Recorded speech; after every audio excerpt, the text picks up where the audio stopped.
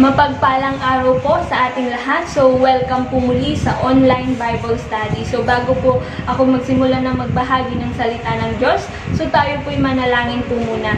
Dakilang Diyos na makapangyarihan sa lahat, Lord, salamat po sa araw na ito at muli kami po'y makakapakinig ng iyong banal na salita. Dalangin ko, Panginoon, na patuloy na manguna ka po sa aming buhay, O Lord God. Lord, kami po'y patuloy na humihingi ng kapatawaran sa nagawa po namin kasalanan at Lord, kami din po'y nagpapatawad sa mga taong nagkasala sa amin. Lord, sa oras na ito, Panginoon, ang iyong salitang mapag-aaralan po namin, O God, ay patuloy na maging lakas po namin sa pang-araw-araw, O Lord God. Lord, patuloy na itataas ka namin sa aming buhay. Maraming salamat, Lord. In Jesus' name we pray. Amen. So, muli, ako po ay magbabahagi ng salita ng ating Diyos. So, ang ibabahagi ko po is about sa prayers. So, minsan po, natatanong po natin, does God answering my prayers? Naririnig ba ako ng Diyos? Masasagot kaya ng Diyos yung mga prayers ko? Yung kailan ba darating yung panalangin ko? Ang tagal naman ng mga pinagpre-pray ko. So, mga ganong pangyayari sa buhay po natin or mga katanungan sa buhay po natin or nasasabi po natin. If you have been in this place or this is the place you're in right now, know that you're not alone. All of us have had experiences where our prayers seem to go unanswered and we wonder if God can even hear us. In some cases, we may even feel distance from God. The important thing to remember is that God hasn't forgotten about you or abandoned you. Sabi po sa Deuteronomy 3 verse 18, the Lord Himself goes before you and will be with you and He will not leave you nor forsake you. Do not be afraid, do not be discouraged. So yun po yung sabi sa Deuteronomy 31 verse 8. While you may be weary or beginning to lose your confidence, your attitude should be one of confidence that God is able to do immeasurably more than all we ask or imagine according to His will and His timing. So, ito po, some reasons sometimes God doesn't answer prayer. So, the one reason is God is making you wait. Yun po yung unang rason. Sabi po sa Isaiah chapter 40 verse 31, but they who wait upon the Lord shall renew their strength. They shall walk and not faint. This is a glorious promise. But our discontented hearts find it difficult to wait. Tama naman po, di ba? Minsan, ito yung pero para sa atin, ang hirap maghintay. Lalo na sa mga prayers po natin, gusto natin pag nanalangin tayo, nandyan na kaagad. One great thing about waiting is that it allows us to pray without ceasing. So, when our thoughts turn to worry, fear, discouragement, and anger, we are to consciously and quickly turn every thought to prayer and every prayer to thanksgiving. Dapat daw, instead na nag-worry tayo, is dapat daw magpasalamat na lang po tayo sa mga prayers po natin. Or yung mga nilalaman ng prayers po din natin is pasasalamat. Hindi lang yung nag-worry ka na ang tagal naman, ang hirap naman ng ganito, katagal-tagal naman ng mga prayers ko. So, another great thing about waiting is that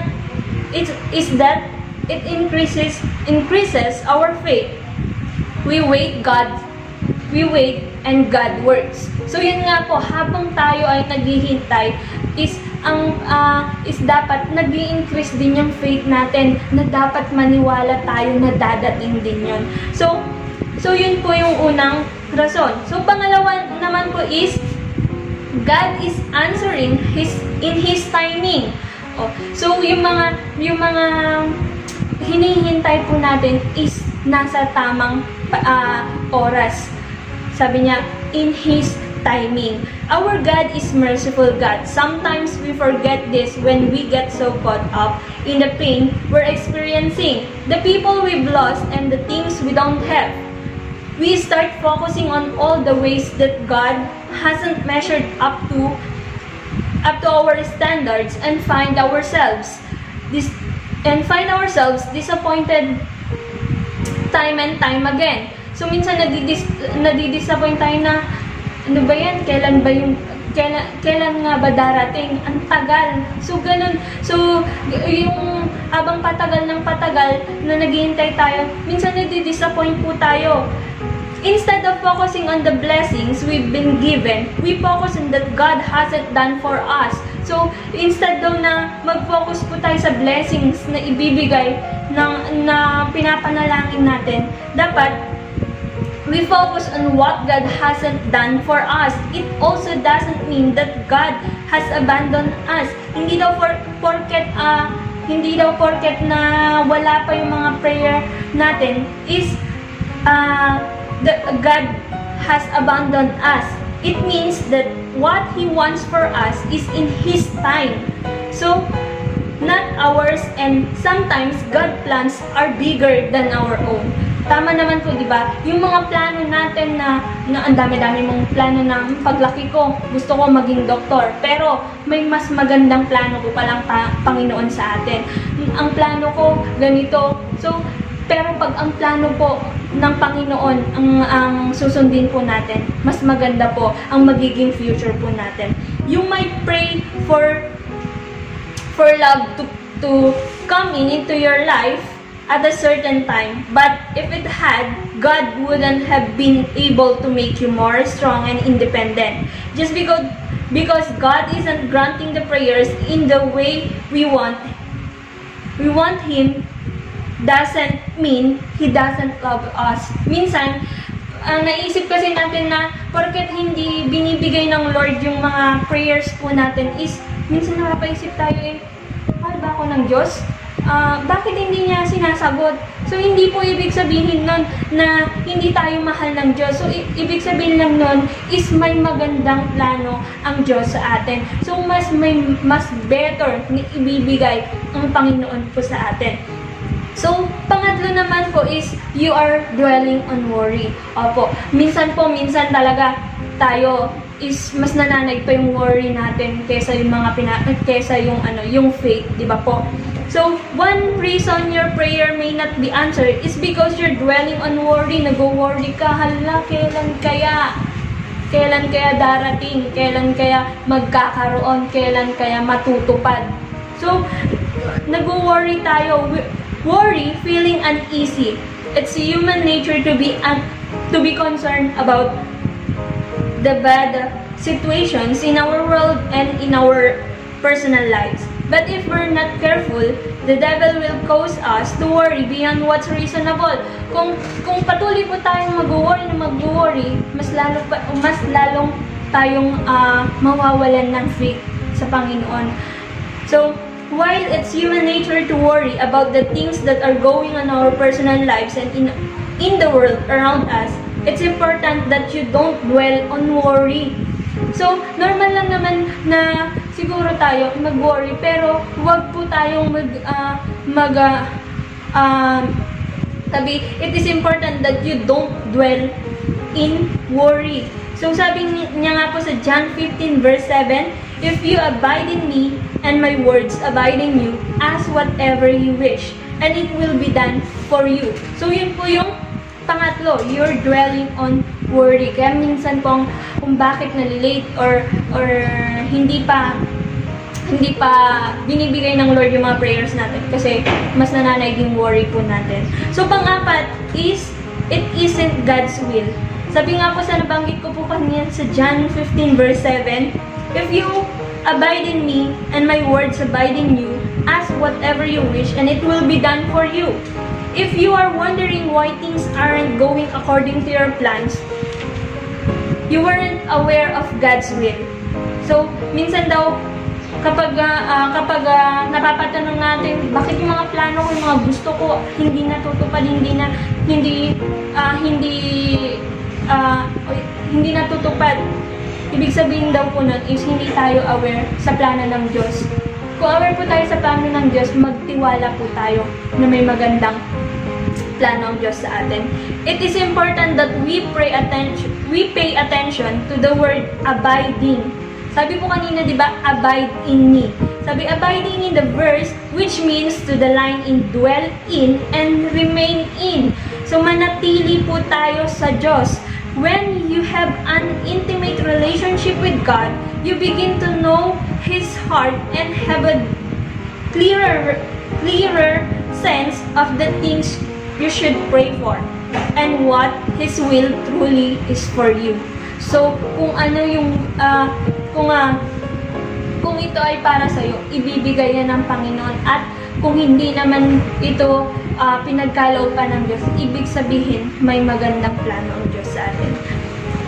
So, yung panglima naman po is, you aren't asking in faith.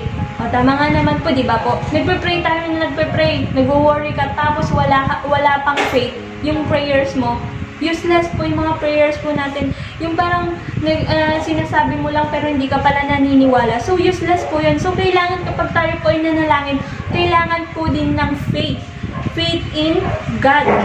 Sabi niya po sa Hebrews chapter 11 verse 6, and without faith, it is impossible to please God, because anyone who comes to Him must believe that He exists and that He rewards those who earnestly seek Him. O sabi niya po, and without faith, it is impossible. Kung wala kang faith, talagang magiging imposible. Pero kapag may faith ka, magiging posible po ang mga imposible na inaakala po natin. So, because anyone who comes to Him must believe that He exists. So, dapat maniwala po tayo. So as in faith and without hesitation or doubting. So, dapat kung may faith tayo, wag po so dapat na kapag talaga naniniwala tayo, huwag na tayo mag-doubt. Ipagkakaloob yan ng Panginoon. God may be waiting for you to truly believe He can do what you are asking for. O yun nga po, sabi, God may be waiting for you to truly believe. Hinihintay lang tayo ng Diyos na maniwala po tayo sa mga pinapanalangin natin sa Kanya. Maniwala po tayo sa Kanya. And He can do what you are asking for. Ibibigay niya ang kung ano man yung pinapanalangin po natin. So, yun po yung 5 rason kung bakit minsan nade-delay yung mga prayers po natin or hindi pinagkakalob yung mga prayers po natin. Ito po yung conclusion. Sometimes the answer is yes. Sometimes the answer is no. Or He chooses to answer differently than what we prayed for. Sometimes the answer is wait. If we trust God and take Him at His word, we know that He wants only the best for us, and it is worth not rushing ahead or trying to force things or make them happen in our own time. So, yun po yung 3 sagot sa mga prayers natin. No, yes, then wait. So, yun po yung mga yun po yung mga sagot lang sa mga prayers po natin. So, hindi naman po genie ang Panginoon na kapag sinabi mo na is meron na agad. Minsan, kailangan po natin maghintay. So, all of us had experiences when our prayers seemed to go unanswered. Sometimes, days, week, months, or years. Matagal, ganun po. Will go by at a time, and we still find ourselves wondering, when is God going to answer my prayer or this prayer? The important thing to remember is that God hasn't forgotten about you or abandoned you. If you're confused and hurting, the Lord doesn't expect you to cover it up with a smile.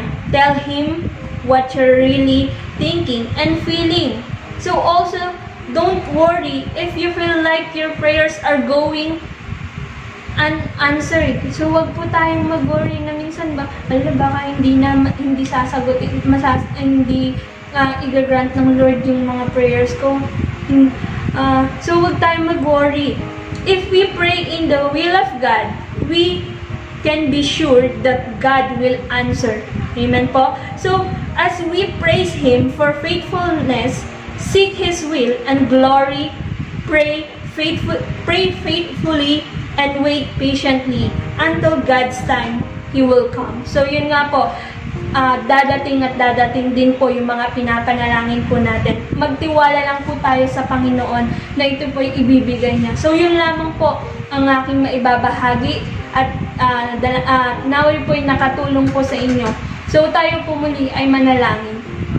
Dakilang Diyos na makapangyarihan sa lahat. Lord, maraming salamat po Panginoon sa oras nito at muli kami po'y nakapakinig ng iyong salita. Lord, patuloy Panginoon, anuman ang kahilingan po namin or mga prayers po namin Panginoon, ay Lord, patuloy na ito'y hihintayin po namin at naniniwala kami Lord God, in your right time Panginoon, ito'y pagkakaloob mo Panginoon. Lord, patuloy na magtitiwala kami po sa inyo at lahat Panginoon ng aming mga dinadain Panginoon ay ito'y sasagutin mo Lord God. Lord, sa oras nito, sino man ang naabot Panginoon ng video na ito or Bible study na ito Panginoon, Lord, patuloy mo pagpalain Lord God ang mga nakakapakinig ng iyong banal na salita at maging sa mga nagbabahagi ng iyong banal na salita.